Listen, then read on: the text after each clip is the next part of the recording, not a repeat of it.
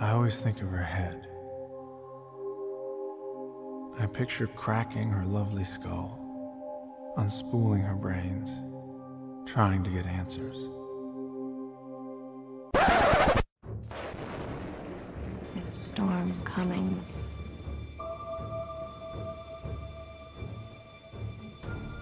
Good afternoon, dudes and dudettes. Trust you're doing well. Here's the deal. A movie review, whether we upload it on Watch Stuff Wednesday or Film Friday, I have no idea at this moment. Gone Girl, starring Rosamund Pike and Ben Affleck. Yes, I'm a couple years late to the party.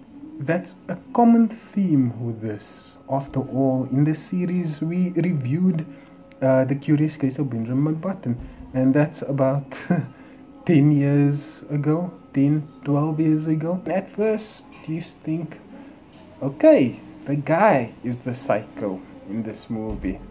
That's the kind of movie, is it? And it's like 2 hours long, so yeah, looking forward to going through the journey of understanding this psycho. But little did I know that movies have plot twists. This is Amy Elliott Dunn and Nick Dunn, but at this stage of the movie she is only Amy Elliott, and this is the start of their courtship. They are a fun couple. Well, to be fair, every new couple is a fun couple. Oh yeah, Nick Dunn, Ben Affleck, good head game. As I said in the beginning, Nick Dunn is a bit of a psycho, but not for the reasons that we now see. Won't be the best review you ever see of this movie. Probably won't be a review anybody ever sees, but hey. Good old Amy Elliott Dunn is shown to be just as much, if not more, of a psychopath than Nick Dunn is. What she's done. What she's done. See what I did there? Is create an elaborate storyline that depicts Nick Dunn as somebody that may have killed her. But as you see here, she's not dead. She just went on a journey.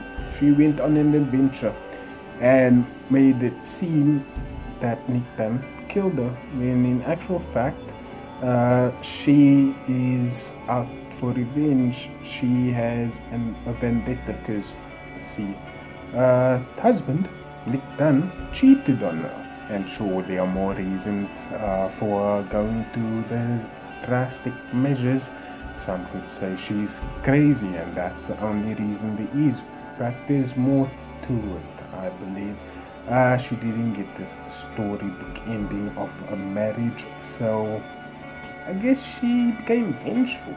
So this is Amy Elliott watching her own murder investigation on national TV. What kind of weirdness is this? And naturally, if you're on the run, quote unquote, on the run from everybody that thinks you are dead, and you are in a motel, you don't want to stay there for very long. So in the process of her leaving, she cleans up, cleans any trace of her in this apartment. Or is it a motel? Let me know, is it a motel room? Either way, cleans up any trace of her. Unlucky for her, these two find her doing that and get to her before she can leave. And before she can leave, they, well, effectively rob her. They take the cash, and now she's broke. She is going from getting any motel room she wants, staying at any hotel, to using a payphone to phone a guy. And who is the guy, you ask? The guy is this: Neil Patrick Harris. This is the face of a simp. Here's a heads up for everybody that simps. This is what happens to your soul. So the simp sets her up in his small mansion. A tablet controls everything in the house, from TV to shower to flooring to everything. As she's a great schemer, she schemes to get rid of him because he's a bit clingy. Two of them have sex, and as good old Neil Patrick Harris is going at it, she takes a carpenter's knife that she had under the pillow and she just swipes him. Like, this isn't a woman that would only swipe right or left on Tinder. If she swipes, somebody gonna die, and in this case the simp died. But the story gets weirder. For her next trick, she's gonna go home after a week, or after however many days of the media speculating and sending the cops on a wild goose chase. She's gonna show everybody she's alive, and she's alive, covered in blood. Not her blood, the simp's blood, they say together.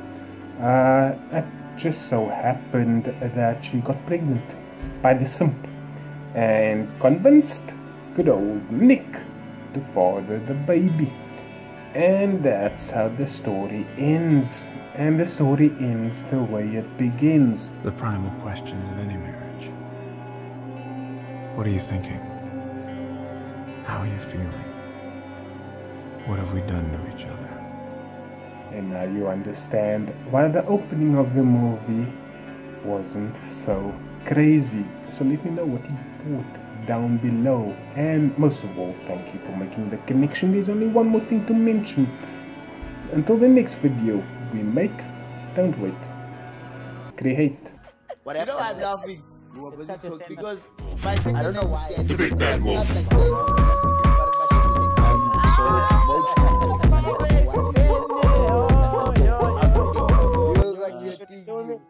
So